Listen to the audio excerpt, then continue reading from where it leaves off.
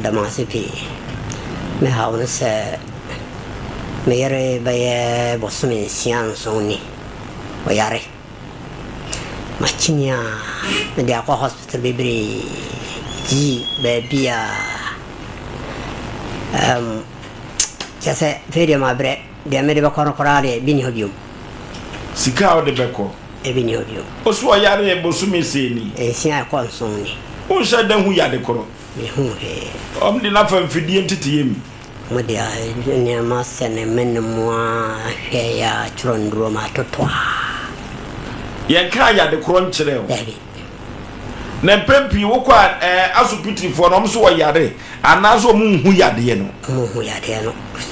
na just wo no awonyare nso ontiapo ne minimum ne wo to otimi ne di ndi ontimi eno akekere na nisa ma me pagya tie wonte kasa ne wura o wodafo ama me ne wanse yade o nipa benya wane yade me kan ho asem asa fa ko wote kura ne tamfo bi sere se onyame atua ka yade nanso ni da so ho wate dase di wosusu se de be na aye oyire no sanse woni nnete na kure me ankasa me susu a me hu de menka because me nim wase me ka se me ka me chantro aso ni ntiase yare aye ko hospital da wanu maduro no ada na kura na yade no ba pa de me wonu no mo firi hefa kwamu na ufiri da bi ufiri kwamu hona mete hona me yadwuma unchi ne he ba bia ufiri firi boko na oyire so firi he menen na firi kulo boko tuko ware ni firi boko ne bai hona me ware na menen ba ha wo ware pen jai dabi wo yire ani wo na wo sei 4 ukobare no woni bema bia woni nchen a wo kofa ukobare no wadi mfie sei how 17 to 18 bene sene no usua na just wo kɔ na bema bia ni nchen o sra ni fire busuafo ho omode o ma no na nkasa kasa bia ni ho chese wadi mfie sei say the about 29 30 ana chese wo kofa no no bisi sabri no unhu yade se bi da onyare fiso ba me sa onyare oya di adwuma atom bidie kakra wo fa hen kwa mu ni bidie no otom ani pa bebiri beto ho moto ono kwa ne tom bidie ho ba bia mote no e bitombi ba se wo de wani krankran ya wo yire ni bidie no nipa tugu ne som chen omo makara moto pa etima fa ne se oyire amanfo bi toboto mienu toboto miensa oyire su tumi toboto sei nde to mienu mensa ne bi na se ga ni bre ni musa dabi enso ni panye sana tie bajimati tifa kwa odina ko nyina ye tumi nkyira wo se yade we anefri ekoma sa anu na kofi yenkoi se ke basa no na ka se ka mukofi ko pechiri kakra fa kwa wo yifi no abosomsem ho ana se omudi akonyo ho bibisa de binim abi na ka misusu se badie mu odin se ya pempi no wo mu free the northern region no asemba se no ya no ko mukofi kakra ekohwe di esi papa bia na wo ye adwuma water west ana se nsu adwuma wa Asante Mampon wo ba homugye mu no na busuafo de how we to no so sanse empanidi ato no ese wo betina fi how we to no so no nya sem keto akra nti e ba ni se ya na esu de adwene fa wo se ke ba yi kese ka mo akofie na mo akohwehwem se hefa ni free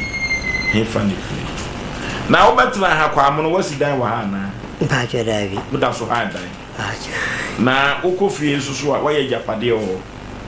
davi mode mo mana ko esirimu pen mako aya sam kasi fa na hwa na kire wa ha metie mo ba na se ayarsa betumi ane dia wo ho beton that's it na den wakata no awode nana on sada feli kasa oh na chese ni minimum no kra no kasa ho ye ne dia na o se o kasa ene ya mo so yare bo so menkru ni sian kwa nson ene se bia no nko na ada ko yare bebre awo bedo kakro nyebe aho to baba wate that's it Prophet Joseph Mensa me gini di kayem fa ne mafidi wi so oyema pem nya hanko abuchi mam nyina so manfo frɛ no gine number ni enti so yi bia ma foforo bia we bia ma wate ka wakoma to yi that's it ontimi kasa kora kasa producer man entrance musa ne sem yi bi osu ayasem o papa wo ti amene na twetwe nkomo na yire yade ye musa se ka yobi kura no akogya oba na chiridi o bosumi nsia enso ko ne wotwe ne nkron so sanya humobro ne woni mu a ka onfa ne yire no enchini anya ha no de na bawo wodi na chiri ba bi bebre wo se ne sika sem kura so ye basa ya sem foforo ma menu tumi kasa se problem no woni mini ti musa se ya aduane ayedi ana ba ko kasa etia obi ana de ba wo haw na abba ama nyuma ibisi basa na iwo gidi kese se Prophet Joseph Mensa wa hai obetinete I am a prophet in transit producer mo hwe na prophet in transit sanse eneno akwa ye so passing pinipa court ehwehwe mu nko a Prophet Joseph Mensa no agina dwa no nyame wotumi kese a ode kasa ti yembebusa se de be wo awamane be na atome maami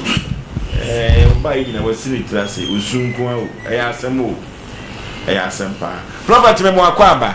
meje osu opanyini pimpi no ya na de me yemi hu no wankasa no ya na nyi hu sanse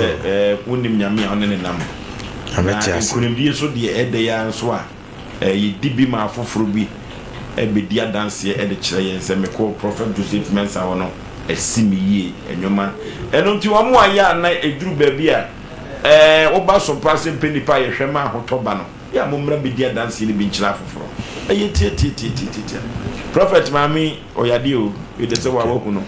na ne dia no ahono ana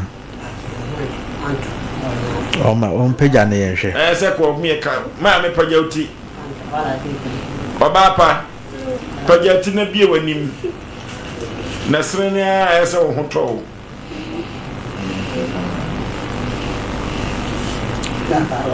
yenhwe sen ahono